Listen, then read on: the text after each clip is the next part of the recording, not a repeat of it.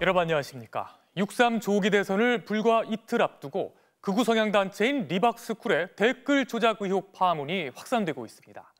이 단체가 조직적으로 인터넷 댓글을 조작해 김문수 국민의힘 후보를 지원해왔다는 의혹이 커지자 경찰이 수사에 착수했는데요. 김문수 후보가 나오는 이 단체의 홍보 영상이 공개돼 김 후보와 이 단체의 관계에 대한 의혹이 커지고 있습니다.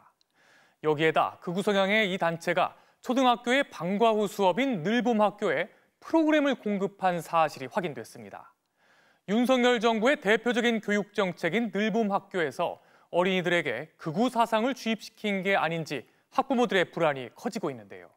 먼저 리박스쿨이 그동안 학교 밖에선 어린이들에게 어떤 걸 교육시켰는지 송정훈 기자가 보도합니다. 태극기를 손에 든 어린이들이 윤석열 전 대통령을 지지하는 집회 무대에서 노래를 부릅니다. 이 역사 교육을 너무 잘 받으신 것 같은데 어디서 배우셨어요? 저는 리박스쿨을 통해서 리박스쿨의 강의를 듣고 바른 역사를 알게 되었습니다. 극우 성향 교육단체인 리박스쿨에선 뭘 가르치고 있을까? 같이 한번 읽어봅시다. 시작.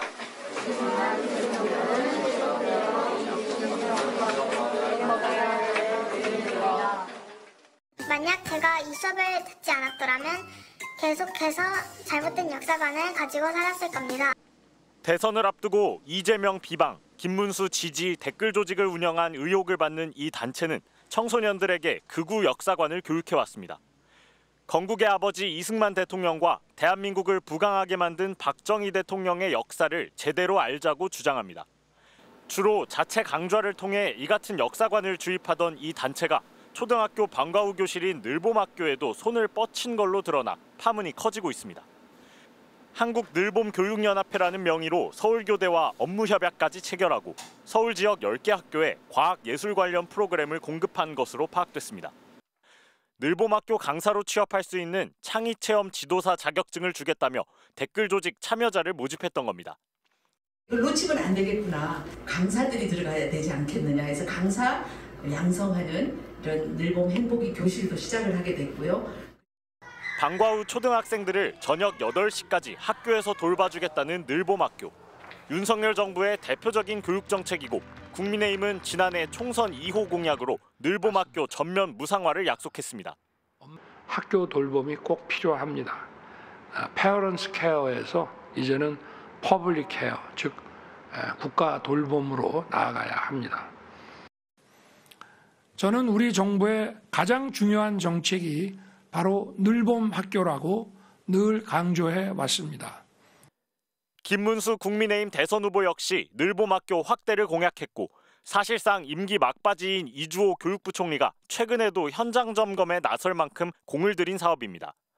극우 역사관이 공교육에 침투했다는 비판이 거세지자 교육부는 리박스쿨이 제공한 프로그램을 당장 중지하고 전수점검에 나서겠다고 밝혔습니다. 그러나 학부모 단체는 물론 교원 단체들도 잇따라 성명을 내며 늘봄학교 운영을 전면 재검토하고 대책을 내놓으라고 촉구하는 등 파장은 가라앉지 않고 있습니다. MBC 뉴스 송정훈입니다. 이처럼 극우 성향의 이 단체가 조직적으로 댓글을 조작한 정황은 물론 초등학교의 방과 후 수업에까지 침투한 사실이 확인되면서 대선 막판 쟁점이 되고 있습니다. 민주당은 김문수 후보가 나온 이 단체의 홍보 영상을 공개하며 김 후보와 이 단체가 한몸이라고 주장했는데요. 김문수 후보는 전혀 모르는 일이라고 반박했습니다. 이어서 김지인 기자가 보도합니다. 국민의힘은 예정에 없던 기자회견을 열고 리박스쿨과 김문수 후보는 아무런 연관이 없다고 거듭 강조하며 더불어민주당의 음습한 정치 공작이라고 반박했습니다. 선거 3일을 앞두고 김만배 신학님의 대장동 커피 대선 공작이 있었고 수사받고 문제가 되지 않았습니까? 그러자 민주당은 리박스쿨 홍보 영상에 나온 김문수 후보 모습을 공개하면서 직접 해명하라고 촉구했습니다.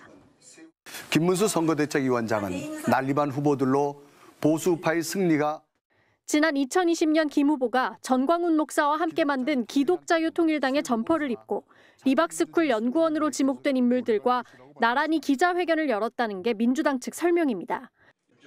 민주당은 또 김 후보의 유튜브 채널 김문수 TV 역시 리박스쿨 등이 주관한 극우 보수를 양성하는 교육 프로그램에 협력사로 참여했다고도 주장했습니다. 삐뚤어진 김문수 후보의 역사인식에는 이러한 네트워크와 교감의 결과일 가능성이 매우 큽니다. 이재명 후보도 댓글 조작은 헌정 파괴 내란 행위라고 공세를 펼쳤습니다. 민주주의 질서에 대한 도전이기 때문에 제가 그래서 내란입니다, 이것도. 과거 국정원 댓글 조작 의혹과 십자군 알바단 등을 언급하며 국민의힘이 실질적 배후라고 지목했습니다. 댓글 조작의 DNA를 가지고 있는 게 국민의힘입니다. 저는 확실하게 연관성이 있다 이렇게 생각합니다. 김 후보는 전혀 모르는 일이라며 선을 그었습니다. 전혀 저는 알지 못하는 일입니다. 더구나 댓글 이런 거 하고는 저는 전혀 리박스쿨이 댓글 다는지 알겠습니다. 그거는 말이 안 되는 이야기를 해서. 경찰은 대선 막판 쟁점으로 떠오른 리박스쿨 댓글 조작 의혹 사건을 고발 하루 만에 배당하고 본격적인 수사에 나섰습니다. MBC 뉴스 김지인입니다. 이런 가운데 김문수 후보가 유세 도중 비윤리적인 막말을 했다는 논란이 일고 있습니다. 김 후보는 자신의 딸을 치켜 세우는 과정에서 비극적으로 세상을 떠난 고 이건희 삼성 회장의 딸을 거론했는데요. 또 이재명 후보의 지지자들을 비하하며 욕설에 가까운 표현을 쓰기도 했습니다. 강현섭 기자가 보도합니다.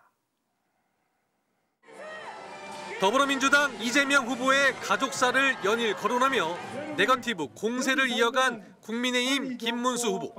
이번에는 사회복지사인 자신의 딸과 사이의 결혼 과정을 이야기하며 고 이건희 회장의 딸을 언급했습니다. 좋은 사람하고 결혼하는 게 결혼이지 자리 보고 결혼하는 거 또 돈 보고 결혼하는 거 다 소용없어. 그러면 이건희 회장 딸도 결혼도 자기 좋아하는 사람 반대하니까. 지난 2005년 미국 뉴욕에서 숨진 이 전 회장의 막내딸을 거론한 것으로 보이는데 당시 삼성 쪽은 김 후보가 언급한 결혼 반대에 대해 인정한 적이 없습니다. 본인 가정을 추켜 세우려고 확인되지도 않은 비극적인 남의 가정사를 끌어들인 셈입니다. 김 후보의 막말 논란은 이어진 유세 현장에서도 이어졌습니다. 이재명 후보를 향해 거짓말을 밥 먹듯 하는 사람이라며 원색적인 표현으로 이 후보의 지지자들을 비하했습니다. 투표를 하는데 꼭 방탄, 괴물, 독재, 총통 독재 이런 거 찍으면서 민주주의 말하는 사람 있죠? 이런 사람을 뭐라 그러냐? 또라이라 그래요. 민주당은 김문수 후보가 전국을 돌아다니면서 국민들의 눈살을 찌푸리게 하는 막말을 쏟아내고 있다고 지적했습니다. 그러면서 유권자들을 비하하는 사람이 대한민국을 이끌겠다니 정말 염치 없다. 윤석열처럼 또 나라를 두 쪽으로 갈라서 통치할 작정이냐고 일갈했습니다. MBC 뉴스 강현섭입니다. 윤석열 전 대통령이 어제 전광훈 목사 집회를 통해 김문수 후보를 지지해달라고 호소했죠. 이에 대해 국민의힘 김용태 비상대책위원장은 윤 전 대통령을 향해 국민의힘 근처에는 얼씬도 하지 말라고 말했는데요. 정작 김문수 후보는 윤 전 대통령이 이미 탈당한 자연인이라며 여전히 명확하게 선을 긋지 않는 애매한 입장을 보였습니다. 홍익표 기자가 보도합니다. 김문수 후보에게 힘을 몰아달라며 전광훈 목사의 집회에서 울려 퍼진 윤석열 전 대통령의 호소문. 국민의힘 김문수 후보가 하루 만에 입장을 내놨습니다. 윤석열 대통령께서는 이미 우리 당도 아니고 이미 탈당을 하셨습니다. 제가 논할 문제가 아니라고 생각합니다. 이미 탈당해서 관련이 없다는 기존 입장을 되풀이한 겁니다.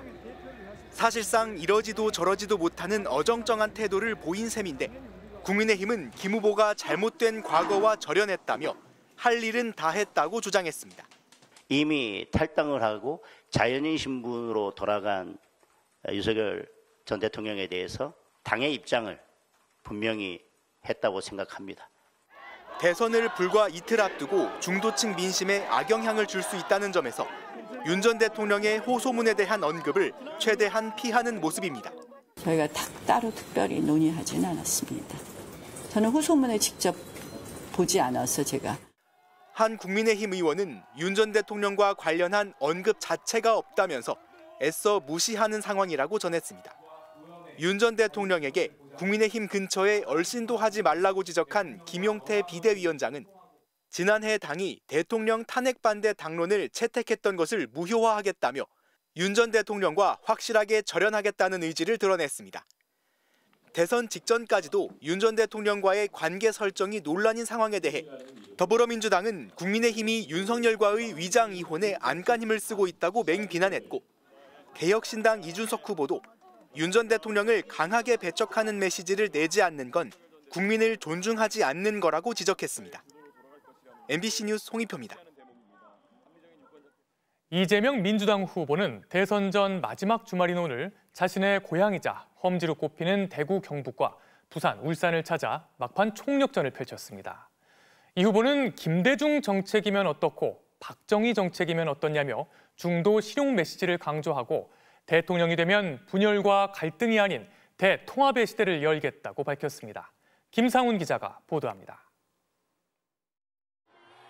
마지막 주말 유세 장소로 경북과 대구, 울산과 부산을 찾은 더불어민주당 이재명 후보. 먼저 자신의 고향인 경북 안동을 찾아 안동은 자신의 뿌리이자 통합의 대한민국으로 가는 출발점이라고 강조했습니다.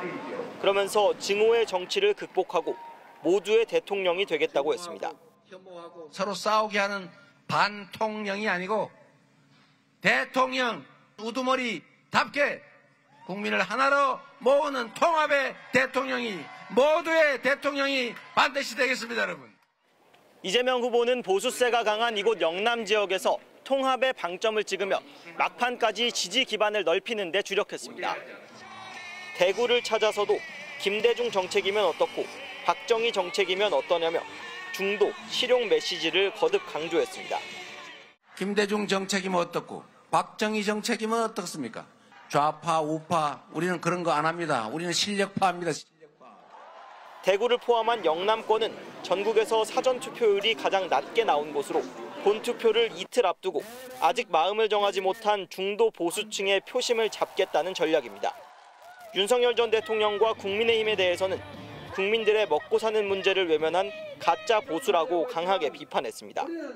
국민의힘 정권은 정상적인 보수 정권이 아닙니다.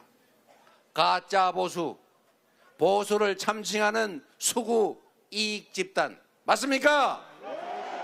SNS를 통해선 부산에 동남투자은행 설립을 추진하겠다는 공약도 내놨습니다. 이 후보는 동남투자은행으로 대규모 정책 기금을 운용해 부울경의 조선과 자동차 등 주력 산업에 투자하겠다고 약속했습니다.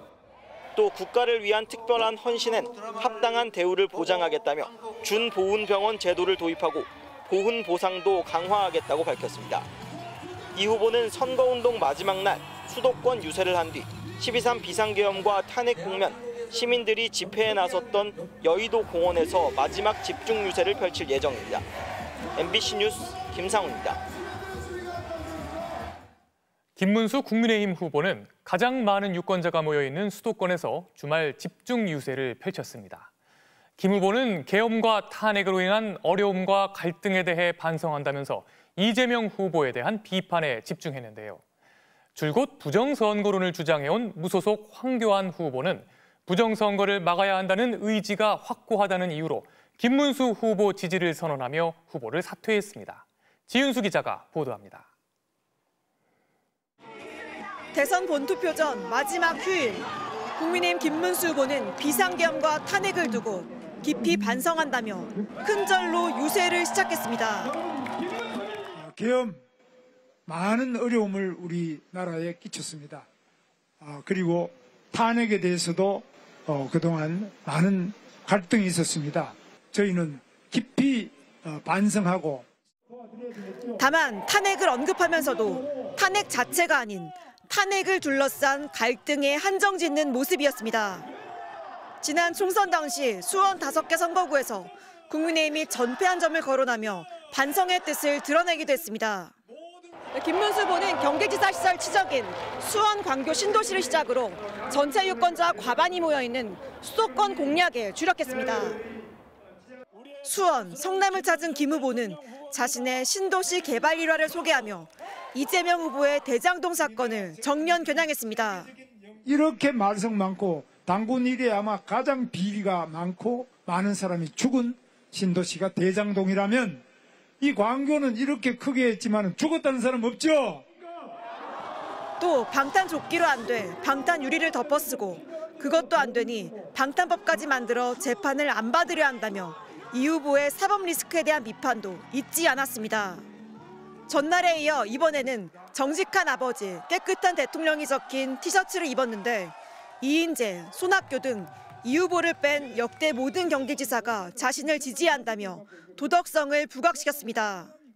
유시민 작가가 부인 설란영 씨 학력을 언급한 것을 두고는 울컥하는 모습도 보였습니다. 그러면 제 아내 보고 당신은 고등학교밖에 안 나왔으니까 제 아내를 갈아치워야 됩니까, 여러분? 이런 가운데 무소속 황교안 후보는 후보 사퇴를 선언했는데 부정선거를 막아야 한다는 의지가 확고하다는 이유로 김문수 후보를 지지했습니다.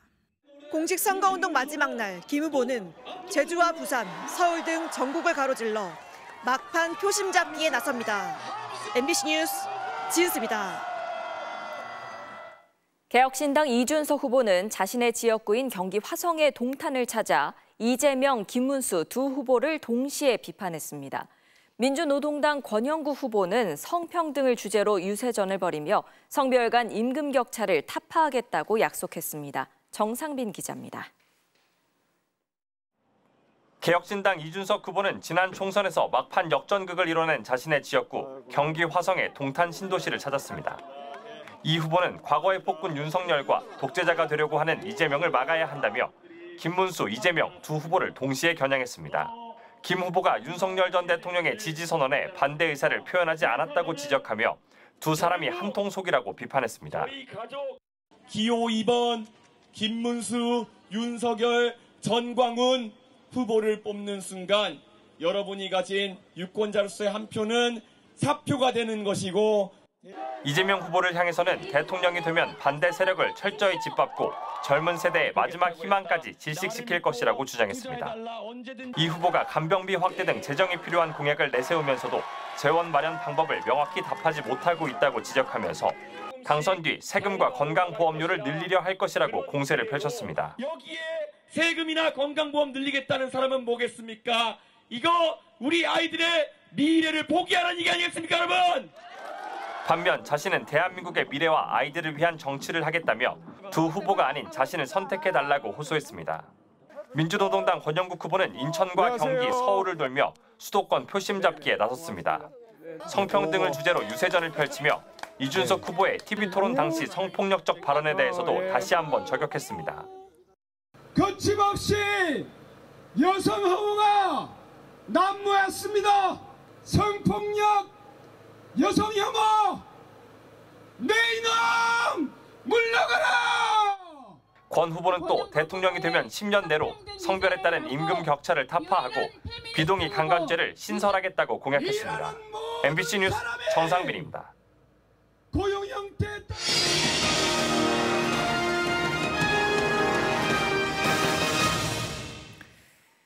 결혼과 출산을 망설이게 하는 가장 큰 이유 중 하나, 바로 내 집 마련이죠. 하지만 수도권을 벗어나면 일자리가 부족하고 그래서 다시 수도권에 집을 찾게 됩니다. 대선 후보들은 너도 나도 부동산 공급 확대를 약속했지만 지역 일자리 해법은 잘 보이지 않는데요. 최경재 기자가 부동산 공약을 집중 분석했습니다. 서울의 한 빌라에 신혼집을 마련한 윤지연 씨 부부. 출산을 앞둔 심정은 설렘 반, 걱정 반입니다. 회사 선배님들이 교육 얘기를 그렇게 많이 하세요. 뭐애 교육 때문에 어디로 이사를 간다는 둥, 학원비가 얼마라는 둥. 이 부부의 월 소득은 500만 원. 주택담보대출 원리금을 월 150만 원씩 갚고 필수적인 지출을 빼면 남는 게 거의 없습니다. 취업과 결혼, 출산, 교육, 소비, 그리고 지역 불균형과 경기 침체까지 부동산엔 한국의 거의 모든 사회, 경제적 문제가 함축돼 있습니다. 한국은행이 미혼 남녀 1000명에게 결혼을 하지 않는 이유를 물었더니 집 마련 문제 등 상황이 여의치 않아서라고 답한 사람이 35.7%로 가장 많았습니다.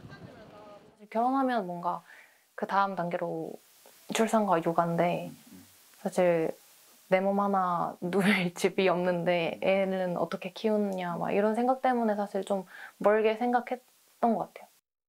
치솟는 서울의 아파트 가격. 이제 어떻게든 해도 불가능할 수 있겠다. 좀 그런 무력감? 이런 순서인 것 같습니다. 그렇지만 서울이 아니면 원하는 일자리를 구하기도 힘듭니다. 사실 제 진짜 고향은 아무것도 없거든요. 그래서 제가 거기서 뭐 사업을 하거나 완전히 농업업을 하지 않는 이상 공무원 이 정도밖에는 길이 없다고 생각해서 뭐 은행 이 정도? 지난해부터 올해 1분기까지 아파트 청약 경쟁률을 보면 수도권은 평균 71.4대 1을 기록한 반면 지방은 7대 1에 불과합니다. 지방에도 일자리와 집이 있는 살만한 거점을 만드는 거시적인 개발 정책이 시급한 이유입니다. 뭐 도시의 경쟁력, 서울은 유지 이런 논리를 계속 피는 사람들이 계속 목소리가 크다라면 이 양극화는 해소될 수가 없겠죠. 그런데 주요 후보들의 공약은 주로 공급 확대 자체에 방점이 찍혀 있습니다. 민주당 이재명 후보는 4기 스마트 신도시 개발, 국민의힘 김문수 후보는 재건축 재개발 촉진, 개혁신당 이준석 후보는 실수요자 중심의 공급과 금융 지원, 민주노동당 권영국 후보는 녹색 공공임대주택 200만 호 공급을 공약했습니다. 서울 1핵 체제를 공고히 하는 그런 정당의 정책 지속성이 이번 공약에도 보였다 이렇게 말씀드리고 싶고요. 결국 우리나라가 소멸로 향하는 그 어마어마한 그런 열차를 타가지고 이제 쫙 연료를 더 집어넣는 그런 형태의 정책이라고 생각을 합니다. 부동산 분야를 비롯한 대선 후보들의 공약. 오늘 밤 탐사기획 스트레이트에서 자세히 분석합니다. MBC 뉴스 최경재입니다. 사법개혁은 이번 대선에서 이전보다 더 주목받는 주제입니다. 이재명 후보는 대법관 증원을, 김문수 후보는 사법방해죄 신설을 공약했는데요. 실현 가능성과 정치적 의도를 둘러싼 논란도 만만치 않습니다. 윤상문 기자가 짚어봤습니다. 이재명 더불어민주당 후보의 사법 분야 공약 중 가장 주목받는 건 대법관 증원입니다. 법원 내에서도 대법관을 증원해야 된다 이런 논의가 많이 있습니다. 그러나 지금은 그 얘기를 할 때가 아니다. 대선 기간 속도 조절을 하기도 했지만 공약집에 대법관 증원이 명시됐습니다. 대법관 정원을 늘리는 건 사법부도 공감하는 문제입니다. 2008년 이후 14명 그대로인데 할 일은 2배 가까이 늘어 갈수록 충실한 심리가 어렵습니다. 양승태 전 대법원장 때도 대법관을 20에서 30명으로 늘리자는 방안이 법조계에서 논의됐고 김명수 전 대법원장은 4명 증원안을 발표하기도 했습니다. 대법관 수를 늘리면 50대 남성, 고위법관, 서울대 법대 출신에 쏠린 구성을 다양화할 수도 있습니다. 하지만 민주당으로서는 이 후보 선거법 위반 사건을 유죄 취지로 파기환송한 조희대 대법원 흔들기로 비친다는 게 부담입니다. 무작정 숫자만 늘리면 전원합의체 기능이 약화될 거라는 지적도 나옵니다. 법령 해석 통일 기능이 이제 마비되어 버리고 동시에 전원합의체를 통한 충실한 심리를 통한 또 권리구제 기능 이런 부분도 역시 마비될 수밖에 없다. 이 후보는 온라인 재판 제도 도입, 판결문 공개 범위 확대, 국선 변호인 조력 범위 단계적 확대, 국민 참여 재판 확대 등 사법 절차 투명성과 공정성을 강화하는 공약도 발표했습니다. 김문수 국민의힘 후보의 대표 사법 공약은 사법 방해죄 신설입니다. 정치 권력을 악용한 수사나 재판 방해 시 처벌하는 규정을 형법에 신설하겠다는 겁니다. 사법 방해죄를 신설해서 정치 권력의 법 왜곡 역시 막겠습니다. 5개 재판을 받고 있는 이재명 후보의 사법 리스크를 부각시키는 법안으로 해석됩니다. 현행법으로도 명백한 수사나 재판 방해면 처벌할 수 있는데 모호한 개념으로 처벌 범위만 넓히다 보면 정치적으로 악용될 수 있다는 비판도 나옵니다. 형사사법권의 그 공정한 집행이라는 것을 대전제로 해서 아주 엄밀하게 그 구성 요건이 정해지도록 되어야 한다는 거. 김 후보는 대법관, 헌법재판관 추천위원회를 법정기구화하고 국회 3분의 2 이상의 동의를 얻어야 대통령이 임명할 수 있도록 해 사법부의 독립성과 중립성을 확보하겠다고도 했습니다.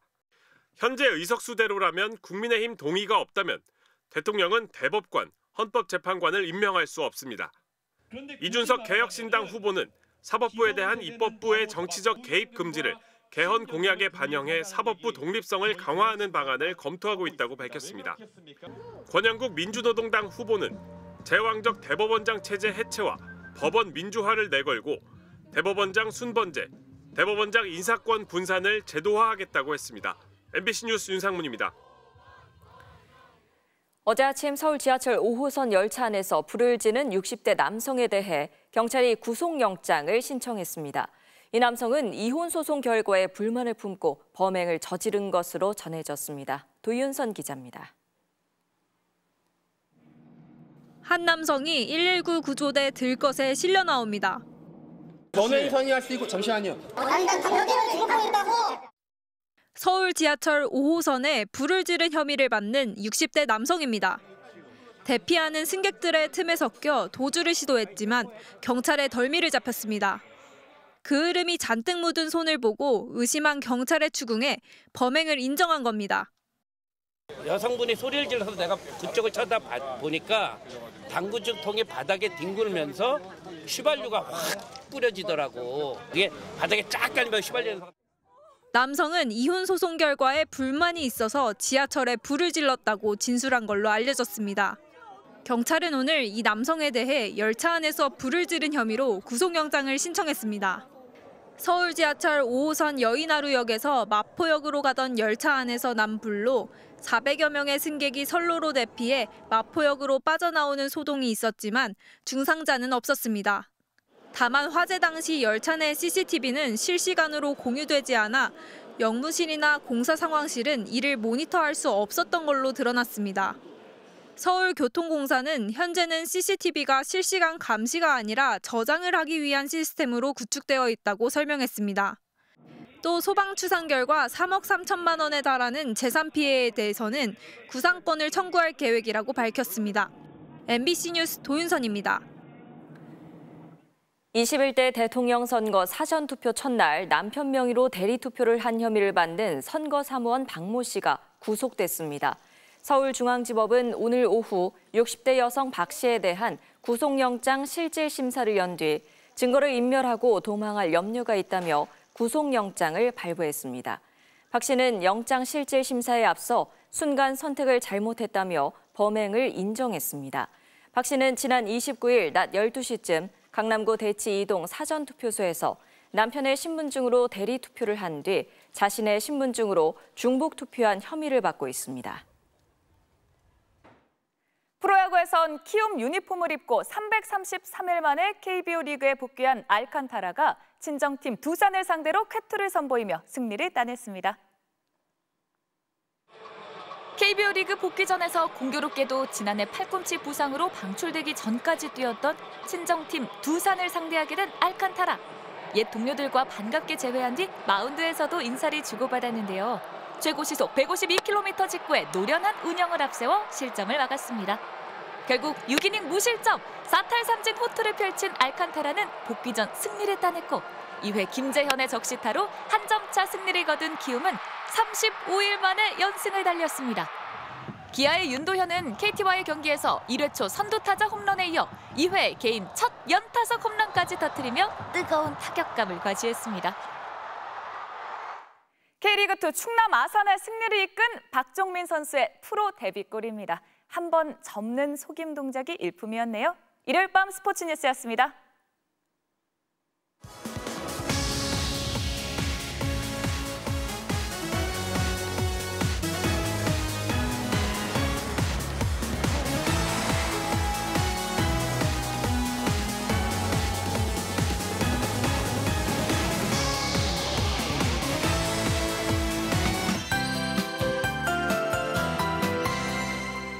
여름의 시작부터 뜨겁습니다. 오늘 전국 많은 지역에서 이 30도 안팎까지 올랐습니다. 해운대에서는 더위를 피해 수많은 사람들이 몰려 시원한 바다에 풍덩 뛰어들었습니다. 내일은 비 소식이 나와 있는데요. 새벽에 제주를 시작으로 오후에는 남부지방, 밤에는 충청과 강원 남부까지 비가 확대되겠습니다. 예상되는 강수량은 제주에 10에서 60, 남해안 5에서 30, 서울을 제한 중부지방에서도 5에서 10mm가량 내리겠습니다. 비는 대통령 선거일 아침에는 대부분 그치겠는데요. 오후에도 경기 동부와 강원 중북부 지방에서는 비가 오는 곳이 있겠습니다. 내일 수도권은 흐리기만 하겠고요. 충청과 남부지방을 중심으로 비가 내리겠습니다. 또 제주도를 중심으로는 바람이 강하게 부는 곳이 있겠습니다. 내일 아침 기온은 서울이 18도, 청주 18도, 대구도 18도 안팎으로 출발하겠습니다. 한낮 기온은 서울이 25도, 광주 23도, 부산 22도로 오늘보다 3도에서 8도가량 떨어지겠습니다. 주 후반으로 갈수록 다시 더워지겠고요. 현충일에는 대체로 맑을 것으로 전망되고 있습니다. 날씨였습니다. 일요일 뉴스데스크 마치겠습니다. 함께해 주신 여러분 고맙습니다.